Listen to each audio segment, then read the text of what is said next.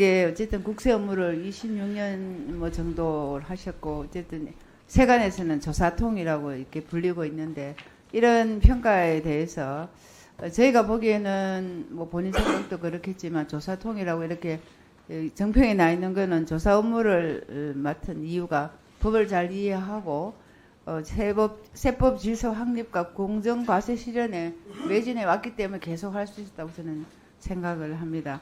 근데 그 중에서도 보면 특히 이제 후보자께서는 월급 방위대 이렇게 이제 별명이 붙으면서 이 연말 정산이나 소득 공제 관련 법안을 다수 발의를 했습니다. 예. 근데 이제 이게 후보자께서 특히 이런 직장인에 대한 조세 정책에 관심이 많았다고 보는데 그런 이유가 꼭 있었습니까?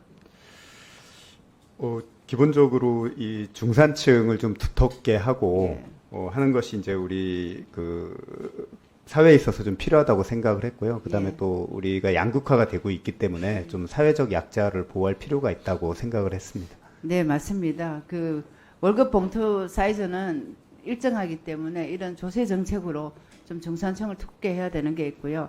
그다음에 이번에 이제 인사청문회를 하면서 이제 대상 고위공직자 후보들을 보면 연말 정산 부당 공제가 문제가 많이 되더라고요.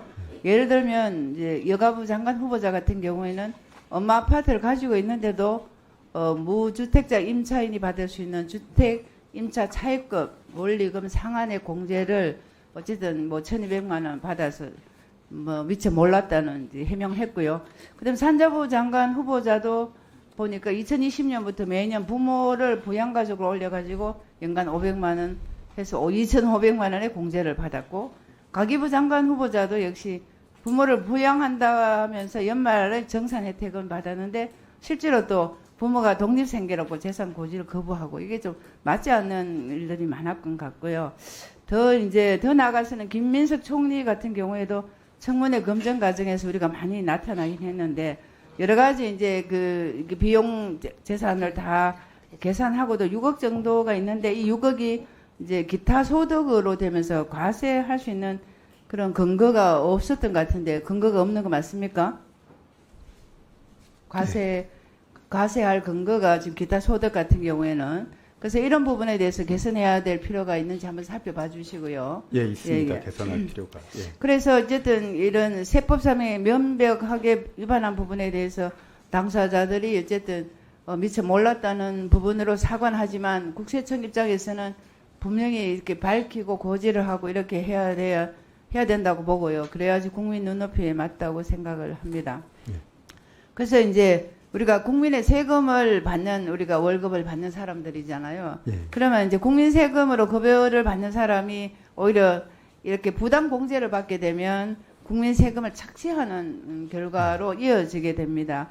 그래서 이런 이제 이 탈세 행위를 했을 때 조세범 처벌법에 보면 어쨌든 부당한 행위로 조세를 포탈하거나 그랬을 때 뭐 벌금을 물고 2년 이하의 징역을 처하고 뭐 이런 것들이 있습니다만은 아무튼 이런 세법을 잘 몰랐다면 공직자로서 무능한 거고 세법을 알았다면 조세 포탈을 한 경우가 되는데 하여튼 이런 경우에 대해서는 국세청은 우리 국민들이 봤을 때 그런 위화감을 가지지 않도록 면밀하게 해 주셔야 됩니다. 그래서 부탁을 드리고요.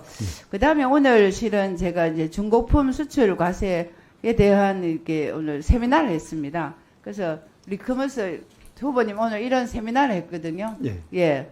아마 오늘 이 청문회가 아니었으면 와서 세미나에 같이 했었을 텐데 못했습니다만. 그래서 이 중고품 수출에 대해서 보면 과세에 대해서 불공평한 문제가 있다고 저는 생각합니다. 그 지금 2021년에 보면 24조, 25년에는 42조의 이제 그런 지금 추계가 되고 있습니다. 그런데 이런 추세에 봤을 때 중고품 같은 경우에 살 때도 세금을 매겼는데 또 이제 다시 매입하고 매출하면서 또 세금을 매겨야 되는 부분이 있습니다.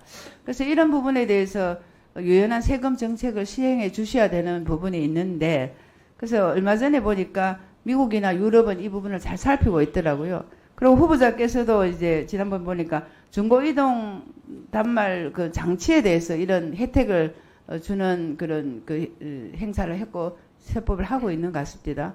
그래서 이걸 여기에만 한정하지 말고 다른 넓힐 수 있는 그런 여유가